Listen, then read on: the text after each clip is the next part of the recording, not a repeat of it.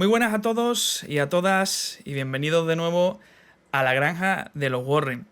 Hoy venimos a hablar de historia, hoy venimos a hablar de arqueología, de misterios. Como bien hemos dicho en otras ocasiones, la historia, la arqueología van de la mano con el misterio, que el misterio no es solamente fantasma, leyenda, también se engloba todo este mundo. Y tenemos como invitado excepcional, un gran placer para mí, tener a Gabriel Santana. Gabriel, muy buena. Hola, muy buena. Un placer es mío participar en la granja de los Warren.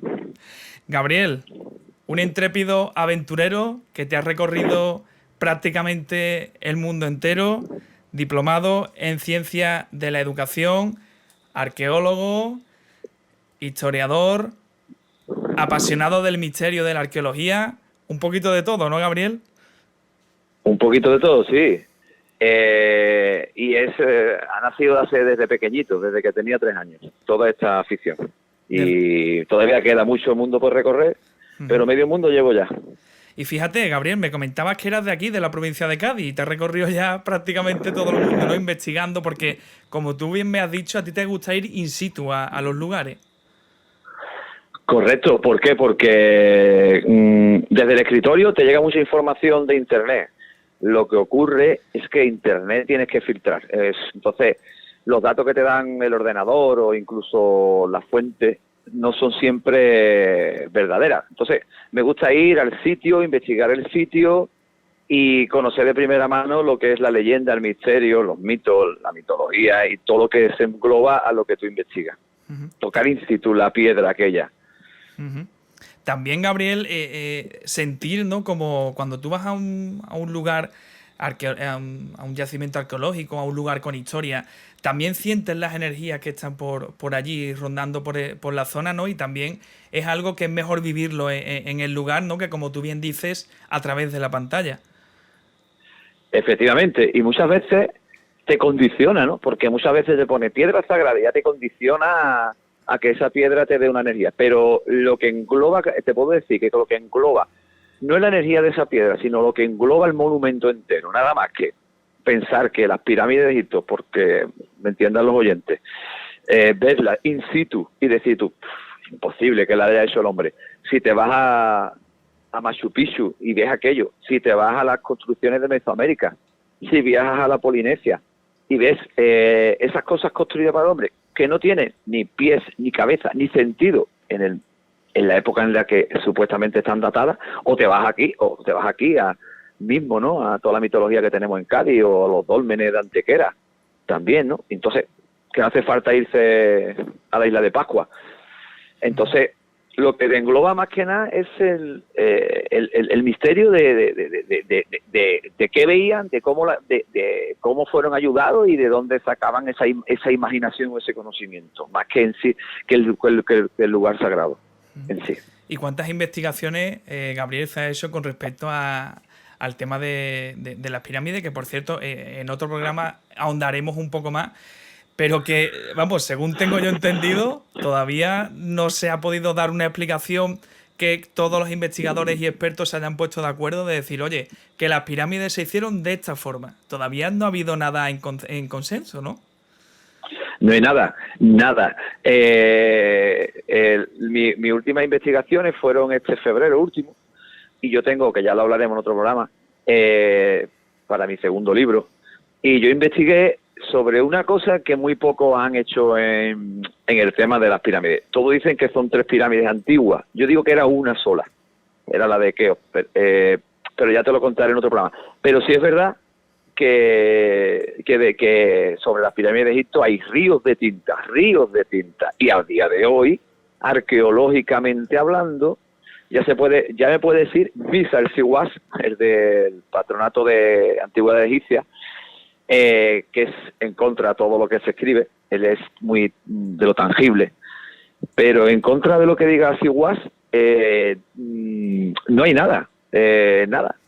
Lo que se dice de la ciencia a día de hoy es que las mastabas, que son unas tumbas que están enfrente de las pirámides, fueron donde se dormían, donde vivían los que hicieron, entre comillas, las pirámides. Pero de las pirámides no hay nada escrito.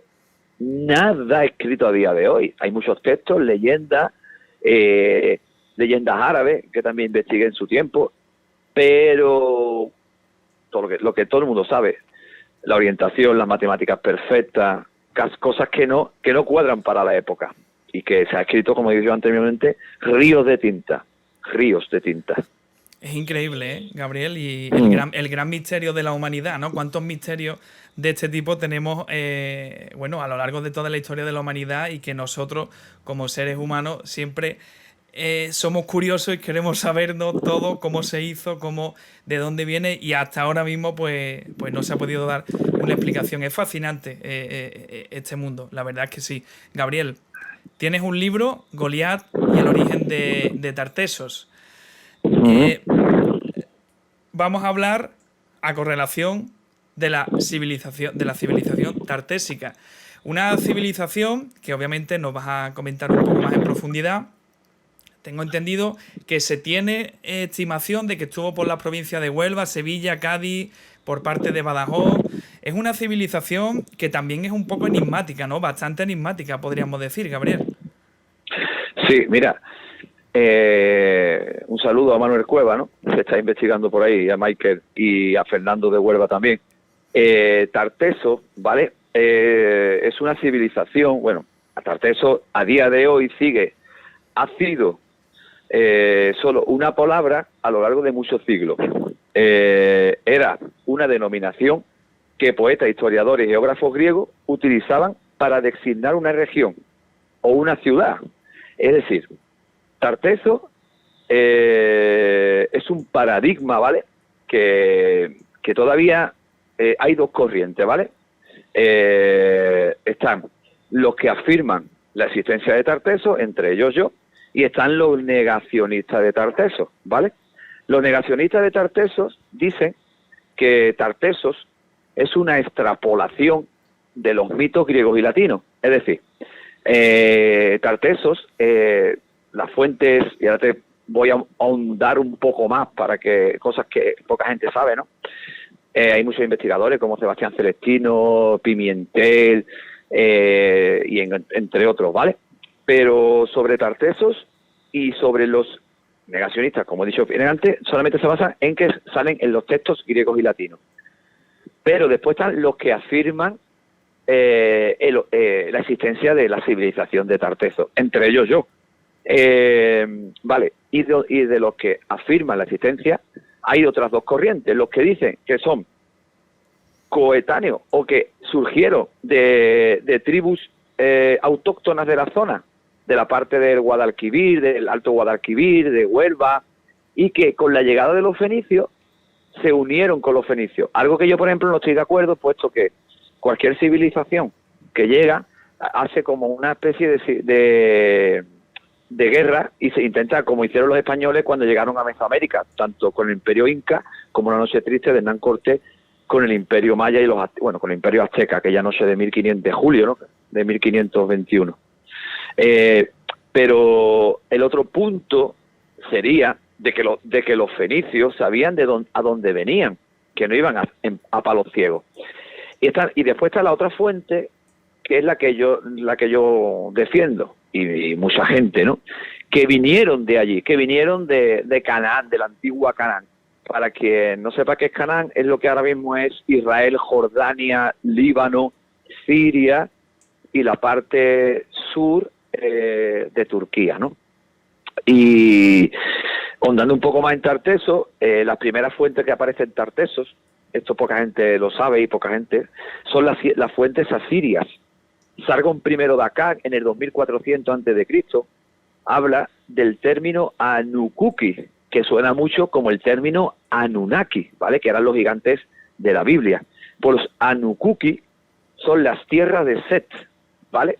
Dicho término solo se puede referir al sur peninsular, ¿vale? Pero no es con el imperio acadio y con los asirios, con Asarjadón, en el siglo VII a.C., monarca asirio, dice una frase muy buena, ¿eh? No me la sé de memoria, te la voy a leer, ¿vale? Vale. Los reyes del medio del mar, todos ellos del país de Iatmán, eso es Chipre, hasta el país de Tarteso, se inclinaban hasta sus pies, ¿vale? Hay varios historiadores españoles, entre ellos Padre Mariana, el maestro de la historia, que cuentan, después también San Jerónimo de la Concepción, o el Orbe de Cádiz, que fue muy famoso. Pues estos autores hablaban de que el imperio asirio conquista todo lo que es el Mediterráneo. En esa época, Asarjadón, Egipto, incluso Egipto estaba en el periodo sirio, ¿vale? Entonces, los asirios llegaron hasta aquí, hasta Tarsis, que yo no me voy a mojar, ¿vale? No voy a decir que Tarsis es Cádiz, San Lucas, Huelva, porque no me quiero llevar mal con ninguno de mis 3 amigos, ¿vale? Entonces, ¿que estaba aquí en el sur peninsular Tarsis? Por supuesto. Y que el imperio asirio vino hasta aquí, hasta Cádiz. ¿Por qué? Porque esta gente, los de Tarsis, ayudaron a los de Tiro, es decir, a los fenicios, cuando fue conquistado por el imperio asirio. Ya después, y no me quiero extender mucho, aparecen, te voy a dar 4 pinceladas, ¿vale? Después aparece en el Antiguo Testamento, en Jeremías 19, se habla de la plata traída desde Tarsis. Ezequiel nos cuenta del comercio entre Tiro y Tarteso. En los libros de Reyes, que este es el que más me interesa, es que la flota de Salomón venía hasta Tarsis, que San Jerónimo de la Concepción desciende, que es Gadis, y que aquí llegaba a comercializar y que tardaba 3 años porque cogía por la parte sur de África, no cogía el Mediterráneo. Ojo, no cogían por el Mediterráneo, volvían por el Mediterráneo porque todavía no había pueblos, no había puertos donde quedarse hasta la llegada de los cartaginenses.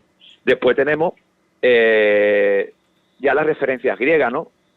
Herodoto, en el siglo VII a.C., el padre de la historia, habla de Argantonio en su libro cuarto, sobre un tal Coleo que viaja hacia Egipto, pero el viento de Levante lo lleva a Samos y terminan en Cádiz. Después tenemos Hesíodo, que habla de la teogonía, donde habla del mito de Gerión, de aquí el Gerión de las 3 cabezas, que también hablaremos en otro programa, como ya te he dicho antes. Después tenemos a Sícoro, que habla de la Gionodea, habla de Gerión, del rey de Tarteso, que nació frente a Cádiz. Este autor griego dijo que Gerión nacía en Eriteia, en Gadir, en una gruta, que todavía la estoy buscando, pero que una gruta que nació, este gigante, en una gruta enfrente de la isla de Cádiz. Después tenemos a Ariano en el Anabasi, Apolodoro de Atenas, Biblioteca Mitológica, Virgilio en la Eneida, un libro que recomiendo, Diodoro de Sículo, Pompeyo, y por supuesto las fuentes latinas, Estrabón. Estrabón hablaba del Golfo Tartesios, el Cabo Tartesios, el río Tartesios, el bosque Tartesio de tu zona, el río Tartesio, que es el río, el Guadalquivir, que se dividía en 2 y que Tartesio estaba en el centro de ese río, y de algo que comento mucho con Manuel Cueva, ¿no? Después tenemos a Vieno, en el siglo IV, que habla de la descripción del orbe terrestre, las cartas marinas, las cotas marinas, que habla del periplo de Masaliota.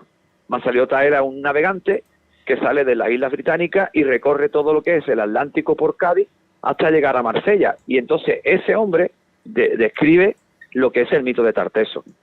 Después tenemos a los autores modernos. Tenemos también, tenemos a Pompoyo Trogo, a Justiniano, a Justino, Historias Filíceas. Y los autores modernos tenemos Antonio de Nebrija, que muestra la historia de las antigüedades de España, Juan de Pineda, que en su libro De Rebus Salmonis habla del comercio de Salomón con Tarsis. Después tenemos Fray Jerónimo de la Concepción, que te he comentado antes, que tiene un libro que se llama Cádiz, Emporio del Orbe, que el Papa Benedicto fue donde se basó y dijo que los Reyes Magos vienen de Tarsis, vienen de Cádiz. No sé si sabes eso. Fíjate, interesante. Son muy curiosos. No lo he escuchado. Sí, pues cuando quieras y nos veamos, te voy a decir, yo tengo el libro de él, ¿vale? Lo saqué, tengo una copia en PDF, porque es muy difícil tenerlo. Y habla de que los 3 Reyes Magos vienen de Tarsis, no vienen de Oriente, vienen de Occidente, ¿eh? Y eso Fíjate. y eso lo dijo el Papa Benedicto, ¿eh? Podría Y está cambiar la escrito, historia por completo, Gabriel. sí, si te metes en un artículo del año 2012 y pones esta noche, Papa Benedicto, Reyes Magos, en su libro Jesús de Nazaret, el Papa Benedicto habla de los Reyes Magos, que son de Tarsis, que son de Cádiz, y se basa en el libro de Fray Jerónimo de la Concepción, que tiene una calle en Cádiz. Después tenemos Padre de Mariana, como te he dicho antes, en su rocambolesca, porque es increíble en su historia. Y por supuesto, y para ir terminando ya, ¿no? Ya tenemos al famoso investigador que estuvo por toda esta tierra, el famoso Aldo Schulten, que en 1923 habla de Tarteso, en su libro, que yo lo tengo aquí, que se llama Contribución a la historia más antigua de Occidente. Y por supuesto, tenemos al político Blas Infante, que en su libro Ideal Andaluz hablaba de qué, pues hablaba de que la cultura más antigua de Occidente era Tarteso. Y ya ahora mismo, y para ir terminando sobre Tartesos, si me preguntas, ¿existió la civilización? Lo único que te puedo contestar a día de hoy es que, como hablo muchas veces con Manuel, es que la civilización de Tarteso se han encontrado restos de edificaciones, ¿vale? Tanto en el sur de Portugal, en Huelva, en Sevilla, en Cama, Extremadura, Cádiz, Tarifa, incluso Tarifa, en los Altos de Medina, en Cartella, que es lo que está al lado de Tarifa, en las mesas de Acha, ¿vale? En todos esos sitios se ha encontrado una civilización que cuadra perfectamente entre el siglo VII y el siglo XII, en el cual termina mi libro, con la llegada de Tartesos aquí a la península ibérica, y el fin de Tarteso. ¿Cuál es el fin de Tarteso? Argantonio. Pero, ¿con qué nos chocamos? Y para resumir ya el final de esto, que no se ha encontrado nada que diga, hola, somos Tartesos, sino que se ha encontrado una civilización que cuadra en ese tiempo, pero puede ser la civilización X, no tiene por qué ser Tartesos, ¿me explico? Sí. Es como, yo estoy detrás de Argantonio, pero existió ese rey, según los textos griegos, sí, pero es como cuando John Carter, antes de encontrar a Tutankamón, se hablaba de que había un faraón rico, ¿no?, que era Tutankamón, pero nadie lo había encontrado. Pues yo creo que, para resumir, Tarteso, y es lo bonito, Tarteso sigue siendo todavía a día de hoy, y me da igual ahora mismo a los arqueólogos de Cádiz, pero sigue siendo a día de hoy un mito, hasta que se encuentre la verdad sobre Tarteso. Aunque haya muchas investigaciones y adelantos sobre Tarteso, no hay nada todavía que te diga, hola, señores, somos Tartesos. Aunque tenga una escritura, que hay por ahí que hay una escritura, aunque se haya encontrado edificios, aunque tenga relaciones como Canchorroano, es lo que te digo. Y yo en mi libro lo que doy es el origen a la llegada de Tartesos aquí a Andalucía, como ningún autor ha dicho, porque todos los autores que dedican a Tartesos hablan de que Tarteso estuvo aquí, pero ¿cómo llegó? No. Lo que pasa es que yo le doy también el toque de los gigantes y del hierro de los filisteos. Uh-huh.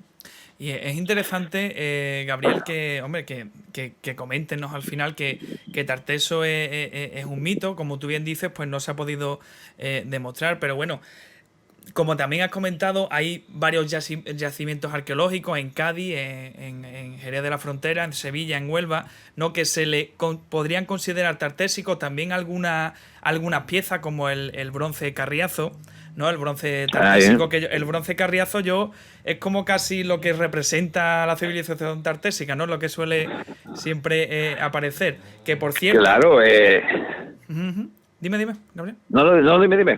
No, que por cierto, el bronce Carriazo pone que representa a la diosa fenicia Astarte, que hablando con Manuel me comentaba que una de las diosas que apareció en Sanlúcar, en el Tesorillo, fue también una diosa que se le asimilaba a Venus o a Astarte, que pone aquí que es como diosa de las marismas, o sea que también coinciden en ese dato, ¿no?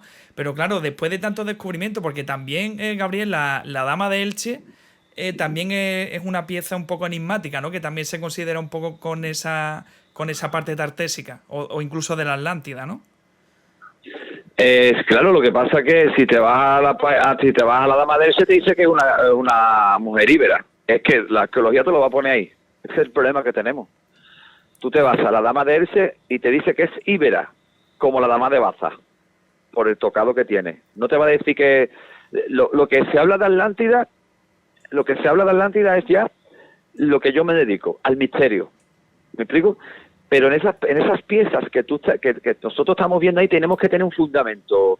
Es decir, ¿por qué llamamos a esa pieza parte de la Atlántida, por ejemplo, no?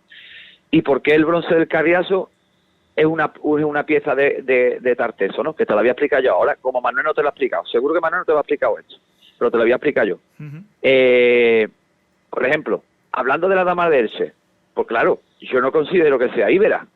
¿Por qué? Porque yo he encontrado en mis investigaciones en Ankara, en la capital de Turquía, y en el Museo de Estambul, donde está la supuesta réplica de la tumba de Alejandro Magno, ahí he encontrado yo damas con ese tocado de esas tierras del Imperio hitita, del Imperio, ahora se me olvida, que estuvieron en esas tierras, porque esas tierras fueron, y yo en mi libro lo digo, cuando pasó el ejército de Goliat, que son los pueblos del mar, hubieron unas civilizaciones y unos pueblos de nombre impronunciable, pero tenían ese tocado. Yo mandé una carta al Museo Arqueológico de Madrid, que ni me contestaron, un saludo para ellos, donde dije en una investigación que la Dama de Baza no era de Baza. Y entonces se pone la mano a la cabeza, ¿cómo no va a ser de Baza? Digo, porque yo he encontrado estatuas iguales en la otra parte del mundo. Porque a lo mejor fue un barco que vino aquí y la Dama de Baza pues llegaron a Granada, tierra del Algar, tierra de la cultura Algar, tierra anteriormente de la cultura de los Millares, y le regalaron esa estatua. ¿Por qué no? ¿Quién me dice a mí? ¿Por qué? Porque la encontraron en Baza, ya es la Dama de Baza. ¿Y por qué? ¿Quién no me dice a mí que no viene de las tierras de Canaán, del Mediterráneo? ¿Por qué no? Si yo he encontrado los vestigios allí. Pues claro, porque nos chocamos contra la arqueología y nos vamos a chocar con cosas como la Dama de Elche de la Atlántida. Vamos a ver, ¿por qué no? Puede que sí, ¿no? Pero en este mundo en el que yo me enfrento, como es el misterio, y por eso me toman, entre comillas, en serio, es porque todo lo que yo tengo de misterio, de gigantes, de dioses, de esto, te lo demuestro en mi libro, con fundamento. Entonces, si nos vamos al bronce del Carriazo, que es la diosa Astarte, si tú echas para atrás, esto también da para otro programa, y también yo voy a hablar de esto sobre el mundo insólito, pero te voy a dar una pincelada, ¿vale? Esta diosa que tú ves, Astarte, aquí, es la prueba clave de que el ejército de Goliat viene de la tierra de Canaán. Allí hay una tierra que es la tierra de Astarot, ¿vale? La tierra de Astarot era la tierra de la diosa Astarte, ¿vale? La diosa Astarte es la antigua diosa de los sumerios, que era Inanna, la diosa Inanna, que después fue la diosa Istar, que era la diosa Istar, que se ve como con garras, tiene una especie de garra y los brazos abiertos, ¿vale? Y si te vas, ¿vale? Si te extrapolas unos siglos ya a la cultura que estamos hablando, ya la cultura de la época de Baal, Melkart, Baal es Melkart. Bueno, pues Astarte siempre se representa con las manos abiertas y siempre lleva o lo que lleva en el bronce del Carriazo, que son 2 triángulos, o también lleva serpientes, ¿vale? Pero siempre tiene o las manos en forma de cruz o las manos formas abiertas. ¿Y dónde se encuentran esas culturas? ¿Dónde se encuentran esas estatuas? En las tierras de Canaán. Cuando los tartesos recorren, los terresh, que son los tartesos, recorren el Mediterráneo para llegar aquí a Cádiz, ¿vale? Dejan 2 señas y una tercera seña, en la cual tiene que ver. Mira, en Egipto cae el imperio de Ramsés XI en el 1079 y llegan los libios. Los libios provenían eran uno de los pueblos de las coaliciones de los famosos pueblos del mar, que era el ejército de Goliat. Vale, bueno, pues existe, y esto lo digo yo, la primera vez en radio, ¿vale?, que se va a nombrar, que existe una diosa que que se llama la diosa Kadesh, ¿vale? Todo el mundo conoce Isis, Horus, ¿no? Vale, pues una diosa, Egipto tiene 600, 700 dioses, ¿vale? Porque han pasado muchas culturas, muchos periodos. Pues en el periodo que estamos hablando, que cambia el Mediterráneo, en Egipto aparece una figura que se llama la diosa Kadesh. Y mira qué casualidad, que tiene los brazos abiertos con 2 serpientes. Y que cuadra, cuando investigué a la diosa Kadesh, esa diosa aparece en el periodo en el que los pueblos del mar, es decir, los tartesos o los terres, conquistan, pasan por Egipto. Pero ahí no queda la cosa. Si te vas al templo de Noxos, en Creta, que estuve investigándolo allí, el investigador, ahora mismo no recuerdo su nombre, Sliman, sí me acuerdo, Sliman, descubre la civilización de minoica, Noxos, y descubre el alfabeto lineal A y el lineal B, que se parece, entre comillas, sobre los investigadores de Tarteso, con el de Tarteso. Vale, pues allí también hay una diosa que sale, que la puedes buscar, que tú pones la diosa de la serpiente de Noxos. Es una diosa con las manos abiertas y 2 serpientes. Y si tú pones ahora y haces un collage y pones bronce de Carriazo, diosa de la serpiente, diosa Kadesh y diosa Astarte, y llegas hasta Sumeria y nos metemos en el 2700, más o menos, en la época de Fargo, dices, es la misma diosa. Entonces, ¿qué nos dice el bronce del Carriazo para terminar? Que la diosa Astarte ha estado presente y que es un referente en todo el Mediterráneo sobre la conquista de los pueblos del mar, el ejército de Goliat, y que es la prueba, una de las pruebas de que los tartesos tenían como diosa a Astarte, igual que la tenían cuando estaban en las tierras de Canaán. Fíjate, Gabriel, cómo teniendo esa similitud, ¿no?, de un punto a otro, aunque sean de tanta distancia, puedes hacer esto en común y darte cuenta de este descubrimiento, ¿no? Y además, como te decía Gabriel, también se habla de diosa Astarte o Venus, se dice, de aquí tenemos en Sanlúcar, que está en el Museo de Cádiz, en el yacimiento arqueológico del Tesorillo. También se estima que es la diosa Astarte o de Venus, ¿no? O sea que bastante curioso todo lo que nos has contado, Gabriel.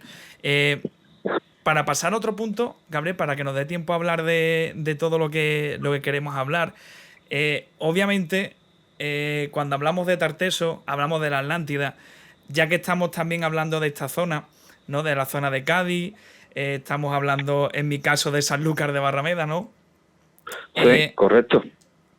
Se tiene mucha estimación de que Tartesos estuvo también, como tú bien dices, Manuel está investigando, pero también se habla de la Atlántida. Atlántida, Gabriel, decirte que yo hace poco, bueno, he hablado con un historiador y con un arqueólogo y me han comentado de que hay documentación desde prácticamente el Paleolítico hasta la actualidad y que en ningún momento se tiene ninguna descripción de algo que se ha llamado la Atlántida. Que la Atlántida, ellos estiman que es lo que los griegos podían llamar, en este caso, a la civilización tartésica, porque la podían ver de una forma bastante avanzada y que ellos pues le dieron como ese nombre. ¿Qué opinión tienes tú sobre la Atlántida, sobre esta gran leyenda, sobre este gran mito? Mira, yo voy a hacer un libro, el segundo libro se llama Las 7 Atlántidas. No hubo una Atlántida, ¿vale? Yo considero que hubo 7 Atlántidas y es mi segundo libro. Y yo estoy investigando la Atlántida, todo lo que es la Atlántida del Atlántico, y después me he extrapolado a otras Atlántidas, como eso viene en mi libro cuando hablo del mapa de Sipar, ¿vale? Que hablo de que hay 7 civilizaciones, 7 hermanas, ¿vale? Ese libro es el que yo estoy trabajando y el que va a ser un buen libro porque no solamente defiende una Atlántida, sino defiendo 7 Atlántidas, con sus dioses, sus gigantes, 7 Atlántidas por todo el mundo. Tengo las pruebas y las voy a llevar al libro. Entonces, ¿considero que la Atlántida existió de Platón? Por supuesto. ¿Que Tarteso era la Atlántida? No. ¿Por qué? Porque si nos remitimos a la arqueología y nos vamos al 9000, si te vas a las costas de Cádiz, en el 9000 no existían nada. Aquí, si nos vamos a arqueología, ¿vale? Vamos a hacer un paréntesis. Si nos vamos a la arqueología con arqueólogos, paleontólogos, geohistoriadores, geólogos, y estudiamos la geomorfología y la historia, arqueología de las costas de Cádiz, costas de Huelva, costas de Portugal, ¿vale? No existe civilización aquí, no hay nada. La única civilización que hay, que estaba en la época del 5000, por ejemplo, tenemos los Millares en Santa Fe de Modújar, en Almería. Te digo arqueológicamente, ¿vale? Después tenemos la cultura del Argar, aquella cultura tan extraña que venía de la tierra de Canaán, que también hablo en mi libro de su desaparición. Una cultura poco conocida en los libros de historia y muy importante porque fue el final de la época del bronce. Antes de eso, lo que aquí había, para que nos entiendan los oyentes, eran cazadores, recolectores y cuatro brutos, entre comillas. No hay monumento en toda la provincia de Cádiz que hagan mención a una gran civilización. No lo hay, ni en Sevilla tampoco. Tú, si te vas a cualquier museo de la provincia de aquí de nosotros, te vas al Museo de Cádiz, te habla del Neolítico, 9000, del Calcolítico, la llegada de la historia de Mesopotamia, que libro es mi libro, pero aquí en Cádiz no había nada. Entonces, si hubiera una civilización, ese arqueólogo y ese historiador, si hubiera una civilización, hubiera el resto de esa civilización, que lo que se encuentra debajo del agua, dicen que es la civilización de Tarteso, y que relacionan Tartesos con la Atlántida, yo creo que no. ¿Por qué? Porque estamos hablando de que Tartesos se establece en el siglo XII antes de Cristo. Pero ojo, y te voy a contestar como nadie contesta esta pregunta que tú me has hecho al principio. ¿Por qué relacionan la Atlántida con Tartesos? ¿Vale? ¿Por qué? Primero por geografía, porque hablan de que Tartesos estuvo aquí en esta zona de la Tierra, pero sobre todo por un tal Ignatius Donnelly. Ese fue un hombre que trabajaba para la Marina Británica, que cuando hicieron los sondeos del Atlántico se dio cuenta de que los barros del Atlántico, la formación de las rocas debido a los volcanes que hay en las fosas marinas, en la cuenca oceánica, no se correspondía con su formación geológica habitual. Entonces él ahí se supo que algo había ocurrido, ¿no? Él tiene un libro que es muy bueno, no sé si se puede conseguir porque lo tengo apuntado a tenerlo, pero nunca me ha dado por buscarlo. Se llama, el primer libro sobre la Atlántida, se llama La Atlántida, el mundo antidiluviano. Y de ahí viene el tema de que Tarteso era la Atlántida. ¿Por qué? Porque este hombre, en una declaración para el New York Times, allá por finales del 19, dijo, lo tengo aquí, te lo leo literalmente: los dioses y diosas de los antiguos griegos, fenicios, hindúes y escandinavos eran simplemente los reyes, reinas y héroes de la Atlántida, y que los actos que se le atribuyen en la mitología son un recuerdo confuso de hechos históricos reales.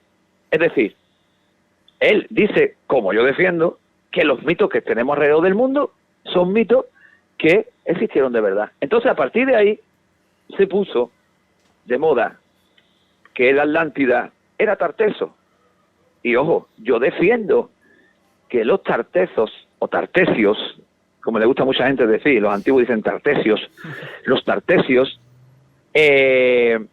son descendientes de la Atlántida, por supuesto, pero después del cataclismo que yo defiendo, debido al cría reciente, el cometa Clovis, y todo lo que ocurrió en el 12.000, que eso está in situ, estudiado por universidades como la de Bristol, se van a las tierras de Canaán, porque son descendientes del Noé, de los gigantes, que ese es otro mundo muy grande que sale en mi libro, y que tiene un conocimiento, los tartesos tienen un conocimiento de un pasado suyo.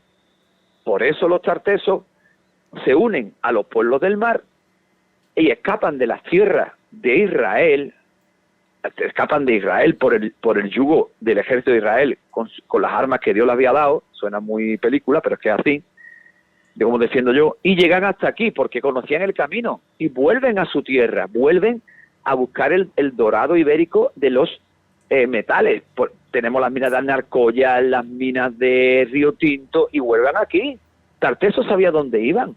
Por eso después los fenicios volvieron, porque los fenicios son descendientes de los de Tarteso, porque Tarteso proviene del término Tarsis, que significa Batarsis. Batarsis en hebreo significa hija de Tarsis, y Tarsis era uno de los descendientes de Noé por la rama de Jafet, que se instalan en las tierras de Canaán. Entonces, Tarsis es la antigua Tiro, lo que es ahora, donde estaba la guerra, Siria, ¿vale? La actual de Siria. Entonces, los fenicios vienen aquí a la península ibérica porque ya sabían dónde tienen que ir, y los tartesos también vienen aquí porque fueron a su tierra, a su antigua Atlántida. Pero que la Atlántida, para terminar el tema de la Atlántida, no es simplemente como defiende Michael, defiende Fernando Fernández, Manuel no tanto, porque Manuel es más de Tarteso y de lo tangible, pero Michael, que lleva años investigando en Scipiona la Atlántida. Yo se lo dije el otro día tomando una cerveza con él. Digo, Michael, la Atlántida no se resume simplemente a Scipiona. Que allí estuviera la capital, como defiende Fernando también, Fernando defiende Huelva, y Michael Scipiona, y otros autores. Yo creo que la Atlántida, que el epicentro sea nuestra tierra, entre comillas, ¿vale? Pero que la Atlántida venía desde las Islas Canarias a las Azores, incluso hasta el Triángulo de las Bermudas. Hasta ahí llegaría mi Atlántida. Fíjate. Uh-huh. O sea, que estamos hablando de un gran territorio, claro, de una gran expansión. Claro, no te puedes olvidar del relato de Critias, ¿no? De cuando el de Critias 109, el que habla del resumen que hace Platón, ¿verdad? No, Critias habla sobre él, que dice, te lo leo, es un pequeño fragmento que dice: ante todo recordemos que el total de años transcurrido desde que se dice que estalló la guerra entre los que habitaban más allá de las columnas de Heracles y todos los que poblaban las zonas interiores es de 9.000 años. Ahora debemos narrarla en detalle. Se decía que esta ciudad mandaba sobre estos últimos y que luchó toda la guerra. A la cabeza de los otros estaban los reyes de la isla de la Atlántida, y ojo, de la que dijimos que era un imperio mayor que Libia y Asia juntos. No estamos hablando de una provincia de Cádiz ni de la provincia de Huelva. Estamos hablando de un continente. Y un continente, claro, y un continente que defiende Ignacio en su libro. Por eso encontró el resto de una formación rocosa en mitad del Atlántico que no cuadraba con los datos geológicos normales de una formación de lo que es el fango marino, o lo que es el resto pero yo no soy experto en geología, lo que forma el volcán lo que forma el volcán en el fondo del mar, pues su ciclo natural no correspondía con lo que se consideraban los geólogos. Entonces él descubrió que allí había pasado algo, y que no se basa simplemente en la provincia de Cádiz ni en la provincia de Huelva, sino que todos tienen razón. Para mí, mi teoría, Michael la tiene, Fernando la tiene, y el que habla, y el hombre este que habla en Canarias, que nadie lo toma en serio, pero que tiene cosas que son muy razonables. No te puedo decir el nombre porque no me acuerdo. Yo lo sigo mucho por YouTube. Algunas cosas son fantásticas y otras dice, va, un poquito de por favor. Pero las Canarias fueron también, por supuesto, si es que las Canarias son las Pléyades. Las Pléyades son las hijas de Poseidón. Y Poseidón era rey de la Atlántida. Es así. O sea, Gabriel, pero ya para terminarnos de hablar de la Atlántida, porque sé que con el tema de la Atlántida podríamos estar horas y horas y horas hablando, porque es un tema bastante extenso, ¿no? Pero claro, hay muchas teorías, ¿no? La que tú me acabas de plantear del continente, ¿no? Como muchos también decían el continente de la Atlántida. Hay otros que decían, oye, que no era un continente, que era simplemente una ciudad. Cada uno lo dice de una forma, pero claro, ese final que se le dice que tuvo la Atlántida, que tuvo un gran cataclismo, o que tuvo un gran maremoto que absorbió todo, ¿cómo puede ser posible que desaparezca de esta forma un continente. Gabriel, ¿qué es lo que dices tú con este final que tuvo la Atlántida? Mira, yo soy el único autor que hablo de que está en mi libro, que te lo di en la sinopsis, que el fin de la Atlántida se escribe en Badajoz, ¿vale? Cuando consideramos la Atlántida como 3 anillos concéntricos, ¿no? Como se suele representar en todos los mitos, ¿vale? Cuando James Cameron va al Museo de Badajoz y se encuentra con la Estela de la Pimienta, que está situada en la 2ª planta, se encuentra allí y empieza a hablar de que hay una ciudad concéntrica, aquí tenemos los guerreros, aquí tenemos, ¿no? Pues arriba de esa estela, es el final de la primera parte de mi libro, se ve cayendo una especie de meteorito, es decir, se va fragmentando y va señalando en forma de parábola, va señalando lo que es la supuesta isla de la Atlántida, ¿vale? La supuesta ciudad circular, aquella. Entonces, yo vi ahí el fin del cataclismo. Vi que un asteroide estaba cayendo, un meteorito estaba cayendo en aquella ciudad, que no estaban diciendo que eso desapareció por un impacto. Si te va a la arqueología, te dice que lo que está ahí arriba es un peine. Pero bueno, la arqueología es la arqueología. Y, claro, le dirán, vale, pero ¿y tú cómo extrapolas eso con fundamentos a la teoría de que se hundió, como dice Platón? Vale, pues Platón, ya sabéis que Platón no fue quien habla esto. Platón lo narra en su libro, el diálogo de Critias y Timeo. ¿Por qué? Porque el que escuchó la historia fue Critias de su abuelo Solón, ¿vale? Del otro Solón que viajó a Sais. Es decir, que la historia tiene 4 caminos, que a lo mejor no fue como dijeron, ¿vale? Porque tiene 4, y Platón lo escuchó entre bambalinas. Porque Critias es un discípulo de Sócrates, y Platón era pequeño y escuchaba la historia de Critias detrás de un biombo. Eso poca gente lo sabe, pero eso es así. Que no lo escuchó entrevistando como tú me estás entrevistando, sino que él lo escuchó entre bambalinas. Bueno, pues mis investigaciones me llevaron a decir, vale, ¿qué tiene de mito, qué tiene de realidad? ¿Qué ocurrió en el 12.000? Si nos ponemos con 9.000 años, como dice Platón, nos metemos en el 12.000, ¿vale? En el 12.000 pasa, la humanidad pasa del Pleistoceno al Holoceno. Pasamos del Paleolítico Superior, de estar en caverna, a hacer grandes monumentos, ¿vale? Hay un cambio también ahí de mentalidad que, vamos, que es impensable, ¿no? Ya empieza la cultura, ya empieza la agricultura, X, ¿vale? Nos metemos en el cataclismo. Hay un periodo ahí que se llama el Drías reciente, Crías reciente, o el Young Drías, ¿no? El joven Drías, ¿vale? ¿Qué ocurre? Que nada más que en un periodo de unos 1.700 años, ¿vale?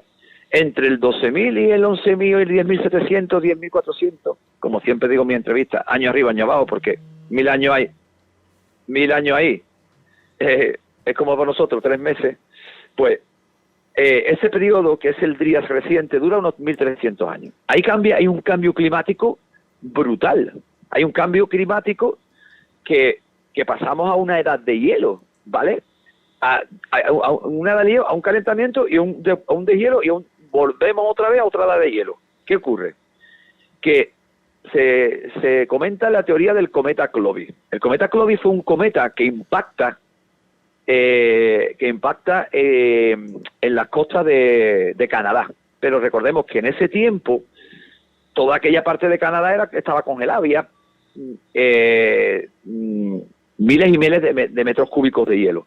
Cuando el cometa impacta contra el hielo, lo que produce es un invierno nuclear. Tú imagínate el choque del cometa, el deshielo, la enorme ola que produciría a nivel planetario. Claro. y que aumentó el nivel de las aguas en 120 metros. Es decir, fíjate, hace 20.000 años atrás, y esto es estudio geomorfológico, y yo no soy experto en esto, yo me rebato a lo que me han dicho los geólogos. Hace 20.000 años teníamos 14 kilómetros de costa más adentro. De ahí está lo que defiende Michael, en el sentido de Chipiona, ¿no? Todos los restos esos que hay en la misma playa, ¿no? De Chipiona y de San Lucas, que llaman, donde los corrales, ¿no? Se llaman por aquella zona. Uh-huh. Entonces, esa parte, sí. y más restos. Pues tú imagínate, sí, ¿cuántas civilizaciones habían quedado debajo del agua? El nivel de las aguas aumentó 120 metros. Por eso la Atlántida no se puede encontrar. ¿Por qué? Porque la Atlántida que está enterrada en el barro, tenemos el barro y encima 120 metros de agua. No tenemos, ¿cómo te explicaría? 120 metros y la Atlántida debajo. No, tenemos barro y 120 metros de agua, que se bajó después a 60 metros, que es las costas actuales. Vale. Y te preguntan, bueno, ¿y de esto hay datos? Pues claro que hay datos. La Universidad de Bristol encontró isótopos en Groenlandia que demuestran una temperatura de menos 15 grados en diferencia con la actualidad. ¿Qué pasa también? Que se encontraron niveles de platino y materiales fundidos a altas temperaturas. Y también se encontraron en estas investigaciones, en los tubos que sacan del hielo, se encontraron a nivel mundial, ojo, se encontraron nanodiamantes que solo existen en los cometas, ¿vale? Claro, todo aquello que dio el impacto, pues consecuencia fue la parada reducción de la circulación termoalina del Atlántico Norte debido a un repentino flujo de agua dulce. Lo que ocurrió fue la activación del Atlántico Norte, es el cambio tan grande que produjo aquello y las enormes olas y consecuencias que todas las culturas que yo he estudiado, yo ya he dado 2 veces la vuelta al mundo, bueno, pues yo te puedo asegurar que en mi vuelta al mundo siempre hay 2 cosas que van de la mano, que hubo un diluvio antes de un 10.000 y que los dioses se fueron y que prometieron volver. ¿Y qué pasa? Que si te vas a Egipto, tenemos el calendario de Dendera que comienza en el 12.000.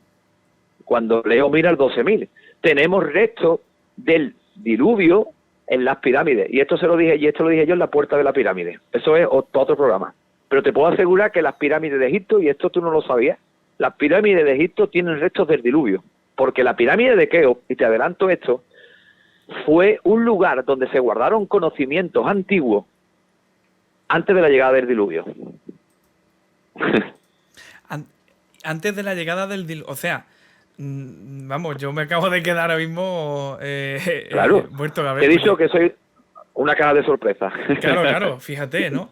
Y claro, eso también, como tú has dicho allí in situ, que lo viste y pudiste comprobar que es cierto. O sea, que cuando estás hablando del diluvio, estamos hablando del diluvio que todo el mundo conocemos como el de Noé, el más famoso. Estamos hablando de otro diluvio. Sí. Vale. Claro. Cuando hablamos del diluvio de Noé, hablamos del Noé bíblico, ¿vale? Porque la Biblia se hizo en el siglo XI, siglo IX antes de Cristo, ¿no? Pero que es una copia de los textos antiguos, ¿no? De los textos sumerios y de todo eso. Noé, en nuestra tradición conocemos al Noé bíblico, pero que el Noé bíblico tiene varios nombres. Noé bíblico, en el mito de Gilgamesh, que es un mito babilonio, está Utnapishtim, después está Siusudra, y en el Atrahasis babilónico tenemos Atrahasis o el gran sabio. Después tenemos en la cultura Mazda de Irán, nos hablan de Ahura Mazda, que hace una cueva para guardar a la gente con la llegada de un diluvio. Después tenemos, por otro lado, el diluvio que las fuentes árabes, que ya lo haremos si quieres en otro programa que hablamos de Egipto, hablaban de que las pirámides, el rey tuvo un sueño en el cual le dijeron que los dioses iban a hacer estaban enfadados, iban a hacer un gran cataclismo y que tenían que guardar conocimiento dentro de las pirámides, ¿vale?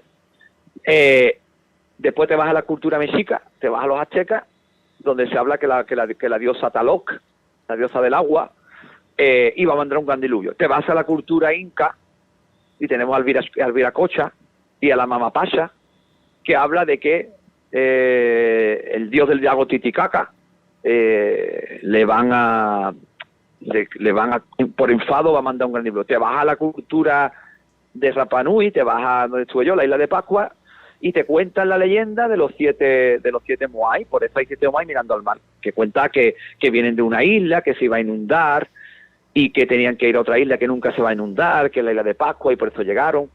Y después te vas al mito de la Polinesia, que son los mismos, y te hablan de que de hormigas, de que se metían en las cuevas, de los seres hormigas que venían y que había un diluvio, que son los mismos dioses hormigas que aparecen en Arizona. Es decir, que en todas las partes del mundo, solamente que la gente conoce nada más que el diluvio de Noé porque nos lo han dicho de pequeñito, ¿no? Pero realmente el diluvio está en todo el mundo, porque fue, como te he contado, un hecho demostrado científicamente que ocurrió en el 12.000. ¿Fue el diluvio que hundió la Atlántida? Yo digo que sí. ¿Qué te dice la comunidad científica? Que la Atlántida sigue siendo un mito. Pero que, como te di al principio de la entrevista, yo todo lo que hablo sobre mitología lo fundamento. Entonces, tenemos la base mitológica del mito de Platón que cuadra perfectamente con la base científica del cometa Clovis o del día reciente. Es estremecedor, Gabriel, pensar en todo lo que ha ocurrido a lo largo de la historia de la Tierra, ¿no? Como en este caso estos cataclismos, ¿no? De un diluvio. Yo de verdad que lo pienso y me pongo hasta nervioso porque es que es espectacular, ¿no? La cantidad de sucesos que bueno, obviamente, ¿no? Cuánta historia tiene nuestra Tierra guardada, ¿no? Pero es increíble de verdad. Y como tú bien dices, ¿no? Cuando lo basas en fundamento y cuando das pruebas de que, oye, que esto pasó, de verdad, ¿no? Que eso es lo que te estremece ya del todo, ¿no? Es decir, oye, que esto ocurrió. Y si te digo yo, que esto, como estamos hablando de mi libro, pues viene muy bien también. Bueno, pues también tengo yo las pruebas, el fundamento de que existieron unos dioses, unos gigantes y unos dioses que vivían 4.000, 5.000, 6.000 años. Existen las pruebas arqueológicas de que antes del diluvio universal existían unos dioses, como he dicho anteriormente, vivían toda esa cantidad de años. Mira, existe el papiro de Turín, para todo el mundo que vaya a Turín, que visite el museo de egiptología que hay allí, que es muy famoso, donde está el papiro de Turín, ¿vale? Y volviendo también un poco al diluvio, en el libro de los muertos, en el papiro de Ani, yo tengo aquí el original comprado en Egipto, habla también de un diluvio. El libro de los muertos, que es el papiro de Ani, es un texto que habla del diluvio, ¿vale? Del diluvio, ¿vale? Y de un diluvio. Yo también soy experto en jeroglíficos, yo traduzco los textos jeroglíficos, ¿vale? Entonces, cuando yo estuve allí en Egipto, yo estuve en el templo de Fu buscando evidencias y las encontré sobre el diluvio universal, ¿no? Hay un texto que hablaba sobre un gran cataclismo que ocurrió. Pero volviendo a estos dioses que te he comentado anteriormente, en el papiro de Turín se hablan de los dioses que vivían esa gran cantidad de años. Mira, hay un sacerdote egipcio que se llama Manetón. Bueno, pues en ese texto habla de que los dioses de Egipto comienzan en el año 30.500 a.C. Está escrito en jeroglífico antiguo, en la lengua de Sinué, en el Imperio Medio, ¿vale? No es un texto que lo ha escrito una persona ayer mismo, no. Es la prueba arqueológica que yo siempre defiendo ante la comunidad científica y siempre saco los uñas, porque lo único que te dicen es que ese texto que nosotros estamos ahí, que está ahí puesto, es un texto de imaginación. Digo, en un tiempo en el cual los escribas se dedicaban a cartas entre reyes y a temas de la vida normal, no tienen tiempo para fantasear. Era un tiempo de no hacer novelas. Efectivamente, ahora sí, porque hacer una novela, un libro, lo lee mucha gente, pero allí los jeroglíficos, la lengua de Sinué, nada más que lo conocían los sacerdotes. Entonces, volviendo al texto, que es muy curioso, habla de unos semidioses en el 16.644. Habla de un primer linaje de reyes en el 15.380. Habla de 30 reyes en el 13.572 a.C. Después habla de los 10 reyes de Tis. Y por último, que sale en mi libro, de los 10 espíritus de la muerte, que se llama los Shensu-Or. Y para sorpresa de todo el mundo, porque esto es lo que me gusta y es lo que a mí me da el nombre, cuando yo veo un nombre, yo miro Shensu-Or. ¿Existieron? ¿Sí o no? Bueno, pues los Shensu-Or existen en jeroglífico. Yo tengo aquí un diccionario de jeroglífico y yo tengo la palabra Shensu-Or. Shens es el prefijo de la palabra seguir en Egipto, ¿vale? Shens es seguir. muchas veces se traduce como un ojo, o con un pájaro como un ojo. Y después Or, que es Horus. Pues existe. Y nos está contando ese texto de unos seres antidiluvianos que dieron origen a los faraones gigantes y a los filisteos. Bueno, pues los Shensuor son estos dioses conocidos como Horus, Osiris, Isis, ¿vale? Que existieron en un periodo antidiluviano. Es decir, antes del diluvio, antes del gran cataclismo. Esa es la primera prueba arqueológica. Después tenemos la piedra de Palermo, que es prácticamente una copia de esto. Tenemos los techos de las pirámides del templo de Dendera. Y por último, para que no nos centremos solamente en Egipto, existe en el Museo Asmopolitan Asmopolitan de Oxford, el prisma de Bunduel, el KW 484. Ese prisma, ¿vale? Yo tengo una copia, tengo una copia de ese texto, ¿vale? La tengo yo aquí ahora mismo. Es sacada del Museo Británico. Es el Historical Inscription de Well-Blundell, el W444, perdón. Bueno, pues habla de unos reyes antidiluvianos que existieron. Es una piedra, es un prisma, es una piedra de 60 centímetros, que tiene una línea que divide antidiluviano y diluvio, es decir, antidiluviano y postdiluviano. Pero antes de ese diluvio, también habla de unos seres, unos reyes que vivieron. Es decir, tenemos las mismas pruebas. Hay dos pruebas arqueológicas que nos remiten que había unos seres antidiluvianos. Y existe Gilgamesh. No sé si te suena el texto de Gilgamesh. Gilgamesh fue el primer texto que existió sobre un rey gigante. Bueno, pues Gilgamesh, el nombre Gilgamesh no es ficticio. No es como Don Quijote y Sancho Panza.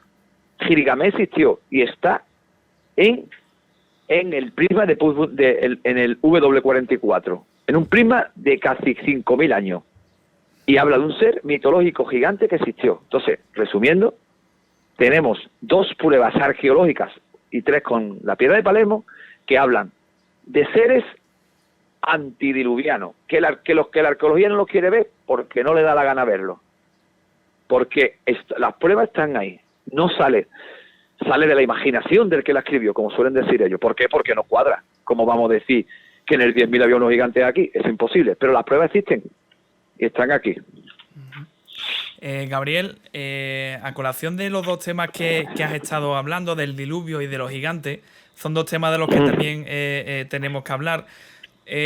Si vemos que se nos queda un poco de tiempo, pues bueno, hablamos de algunos otro día. temas, y si no, otro día, por supuesto, estamos en contacto y lo seguimos hablando.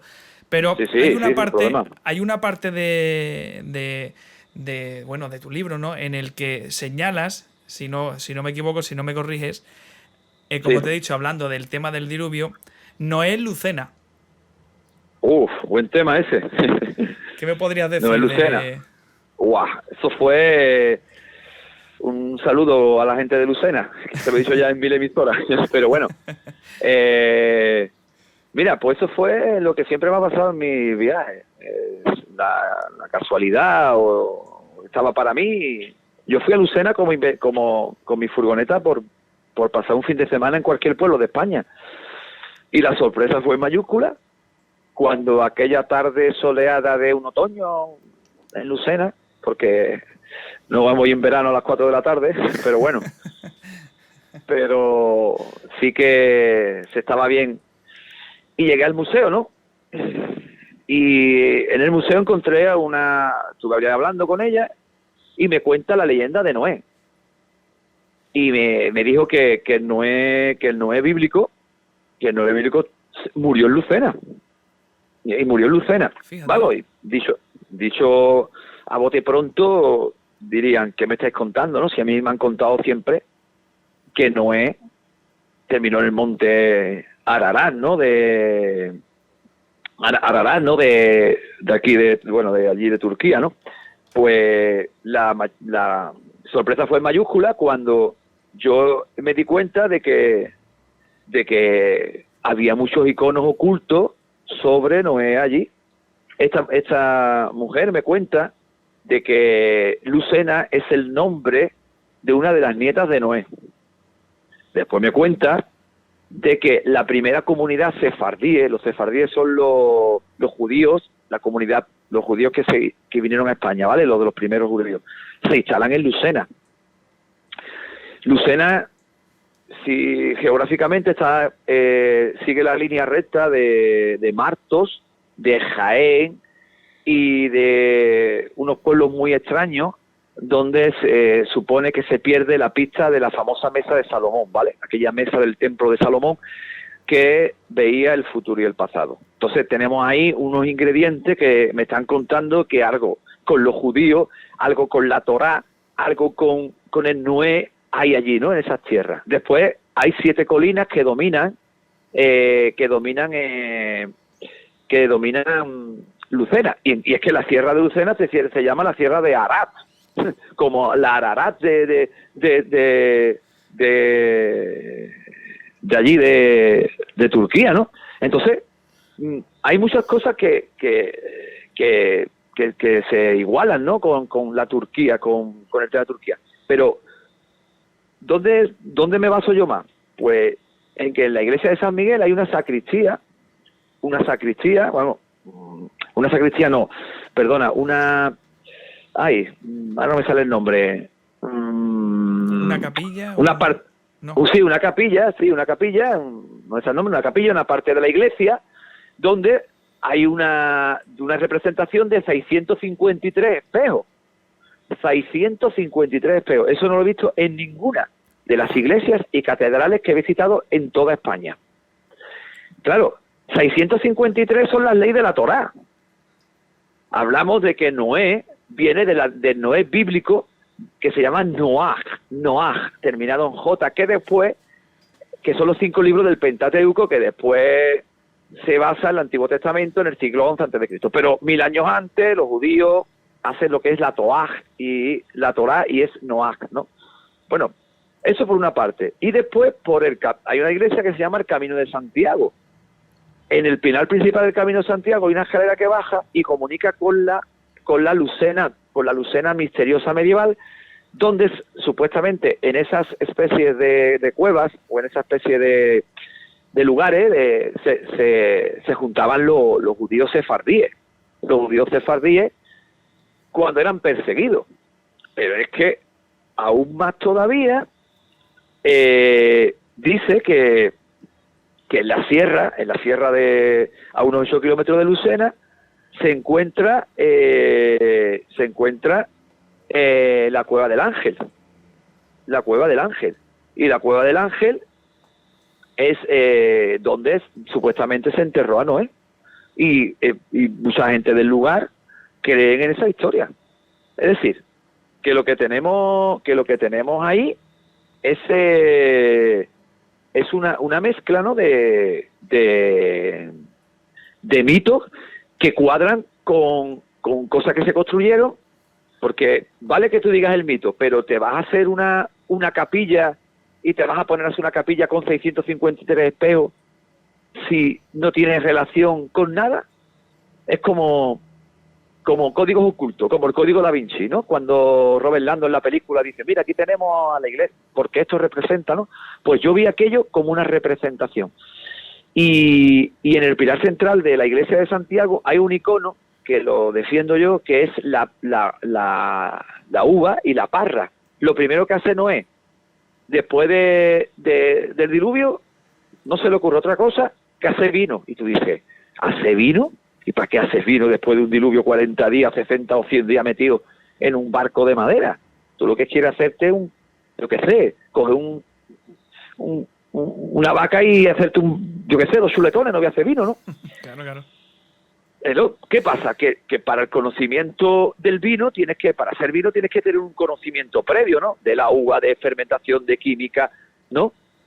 Yo siempre, y para resumirte porque hay poco tiempo, la representación de la parra en cualquier iglesia y catedral, eso es mío, eso es de fabricación propia, considero que es el conocimiento que los dioses, después del diluvio, le dan a la humanidad. Ese conocimiento que estaba guardado o en las pirámides o en Sipar, como digo en mi libro, o guardado que después del cataclismo que los dioses guardaron antes y después volvieron a dárselo a la humanidad después del cataclismo, es representado en la Torá, en la Biblia, como la Bib de Noé. Es decir, Noé le dio el conocimiento a sus nietos y a la gente que después se dividieron, como se llama la tabla de las naciones de Noé, de la cual defiendo yo en mi libro, parten todas las razas y gentes del mundo. Entonces, cuando tú veas y vayas por Sanlúcar y veas una iglesia y tenga la parra, acuérdate siempre de lo que te he contado. Acuérdate que ese es el conocimiento que los dioses le dieron a la humanidad. No que no hizo vino para hacer una fiesta. No tiene sentido, ¿vale? Es el conocimiento oculto, que siempre está como el fruto. Por eso, en el Museo Británico, en el templo de asirio de Akkad, de Nabucodonosor, aparece ese reptiliano dándole el fruto del conocimiento al rey. Se representan muchas dioses, muchas vírgenes negritas con el niño y una piña en la mano. Tú no has visto, hay muchas en Chipiona, la misma virgen tiene una piña en la mano, la Virgen de Montserrat. Es el conocimiento. Nos están diciendo que es el conocimiento. Y esa piña se extrapoló a un círculo, o mejor dicho, a una esfera que simboliza el conocimiento oculto, que está en el símbolo de Fernando el Católico, el que es a los árabes de aquí de la península, está en los leones de los diputados debajo. Los leones tienen un círculo, una esfera, y en los leones de Japón o de China que tienen una esfera. Pues cuando vea todo eso, extrapólate a la uva, a la vid, y que nos están diciendo que todo eso que tenemos ahí, con punto final de todo, es el conocimiento oculto que le dieron los dioses a la humanidad, y que la humanidad no se olvide que esos dioses volverán o están entre nosotros, y que gracias a ellos nos dieron el conocimiento que surgió después en toda lo que es nuestra cultura. Súper interesante, Gabriel. Todo esto de que me has contado que fuiste allí a Lucena, ¿no? Que, por ir, que escuchaste historias, mitos, leyendas, y que al final, cuando empiezas a darte cuenta que muchas cosas concuerdan, no es lo mismo, dices tú, oye, esto me parece a mí que mucha casualidad tiene que ser todo esto, ¿no? Para que claro, me cuadre todo esto de esta forma.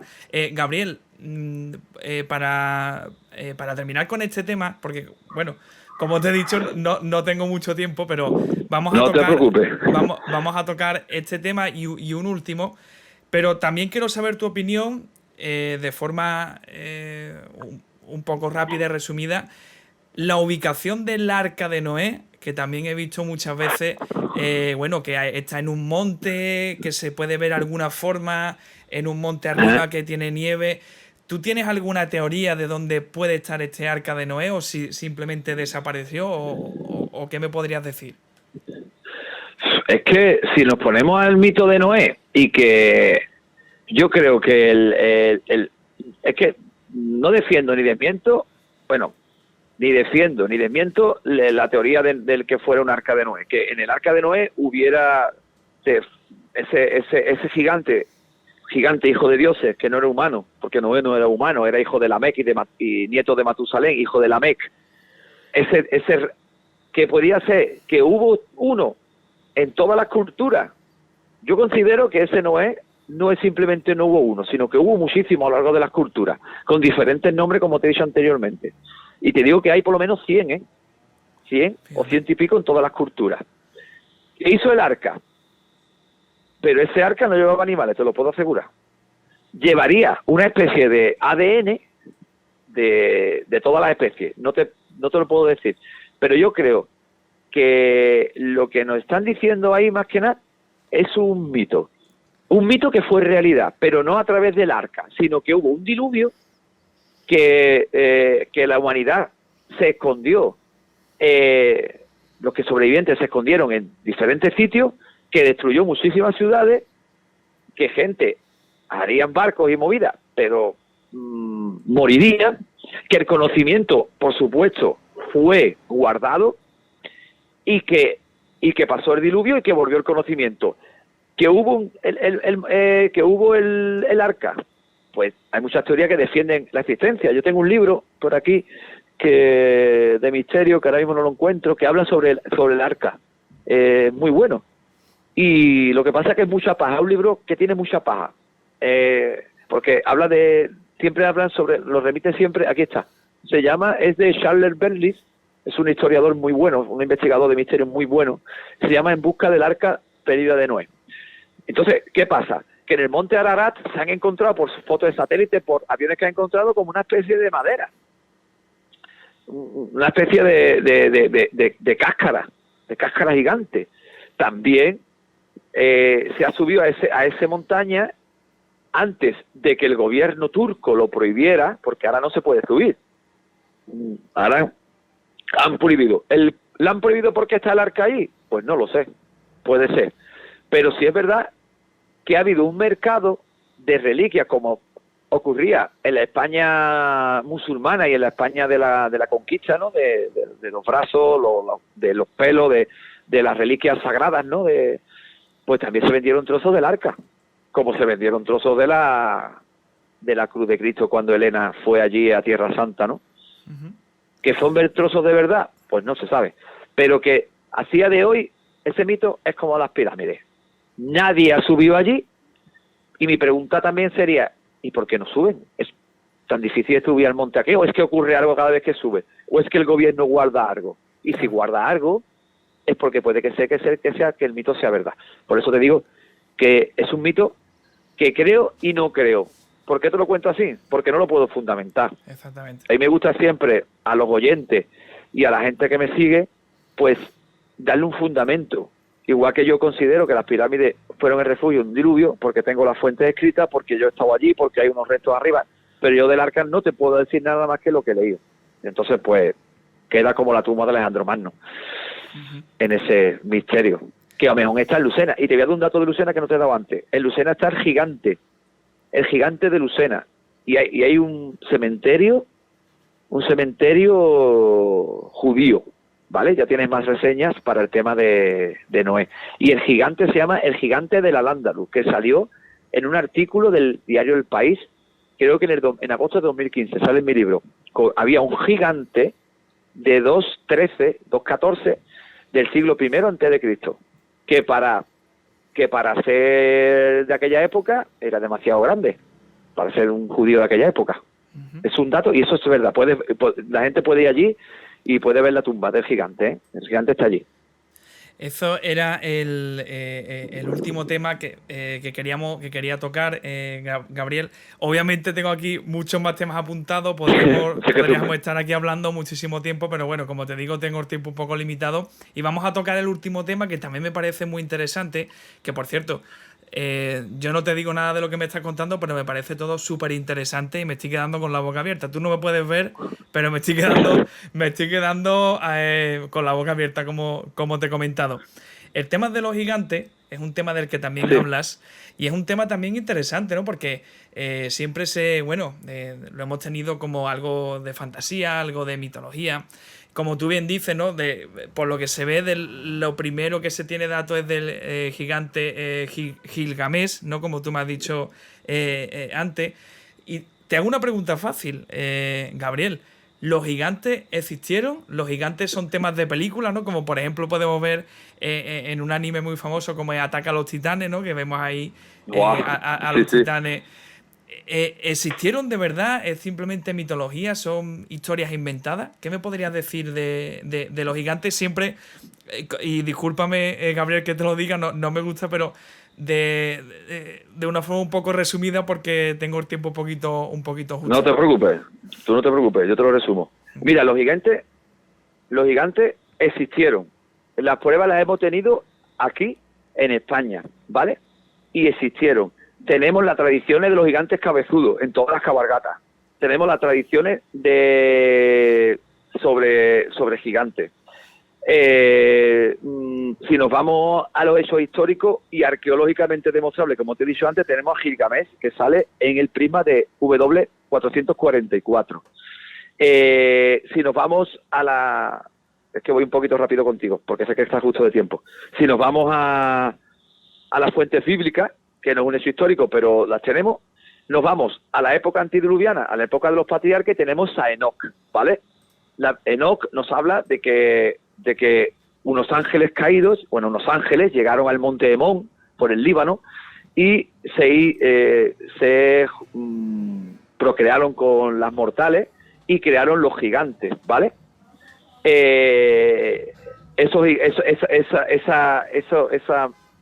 Eso lo podemos ver en las Venus de Widenstorf, que son unas Venus paleolíticas donde se ven como unas especies de mujeres con sus atuendos muy grandes y unas barrigas muy grandes, ¿vale? Hay un texto de Inanna que dice, mi vagina es muy pequeña para ti, ¿no? Es un texto sumerio muy antiguo del libro, de las traducciones de las tablillas de Nínive, ¿no? Ese otro dato. Después tenemos, si nos vamos a Sudamérica, tenemos los gigantes patagones, que habla Magallanes, y hablan muchos conquistadores españoles, hablan del tema de los gigantes.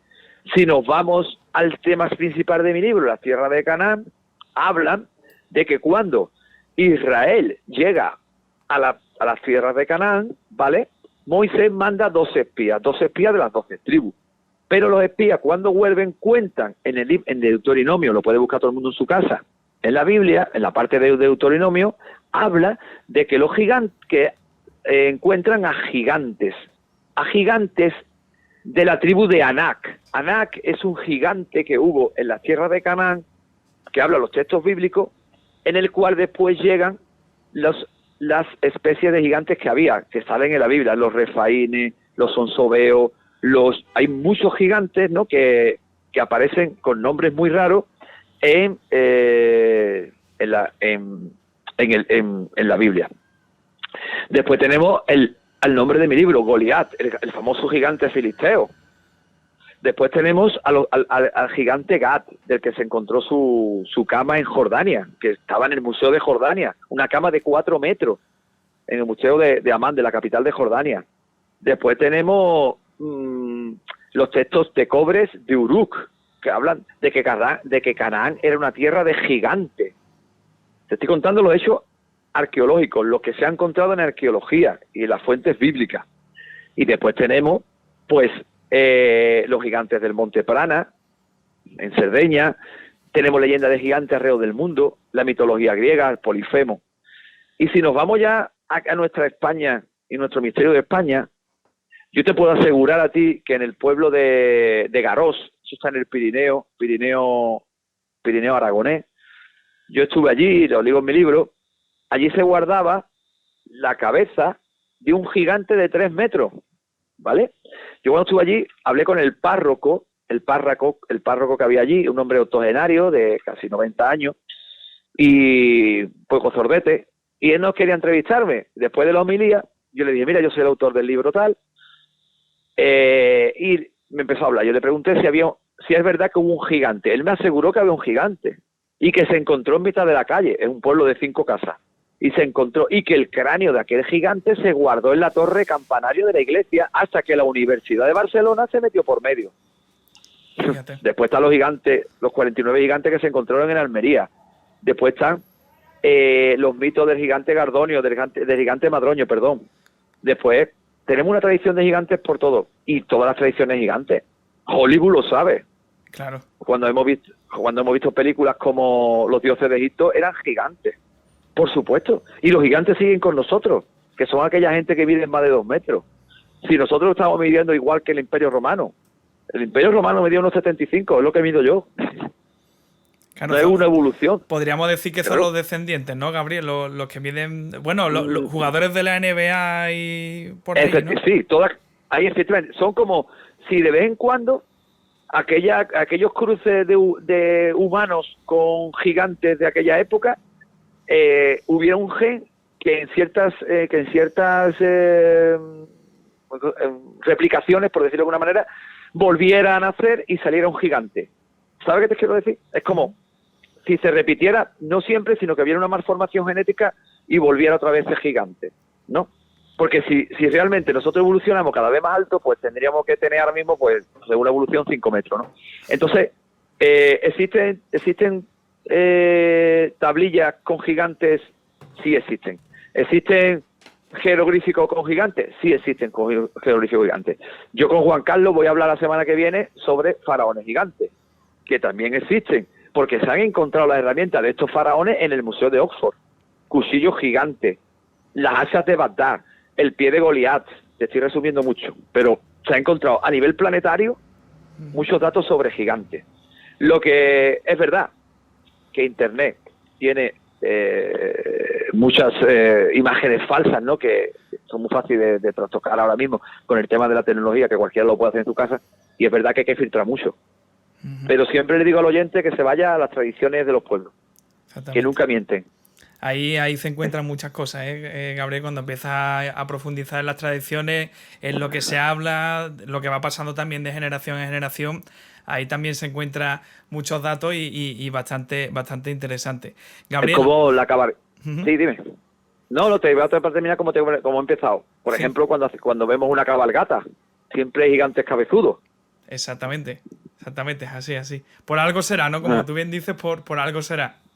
Pues muy interesante, Gabriel, lo que nos has comentado también de los gigantes. Y bueno, muy interesante todo. De verdad que me ha encantado hablar contigo y yo por mí, vamos, estaría toda la tarde prácticamente hablando de estos temas porque también me encanta, ¿no? Y de la forma que lo explica, pues hace que sea entendible para todos.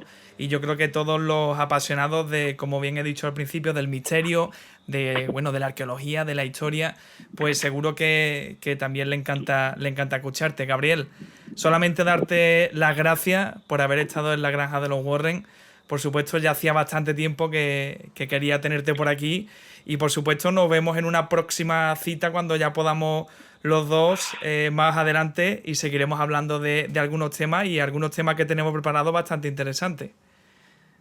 El placer ha sido mío por dedicarme un ratillo a tu audiencia. Por mí es un placer. Por mí siempre es un placer. Pues, Gabriel, ya sabes que tienes la granja, tienes aquí la puerta abierta en la granja de los Warren para cada vez que quieras pasar. Aquí te esperamos. Muchas gracias. Gracias a ustedes.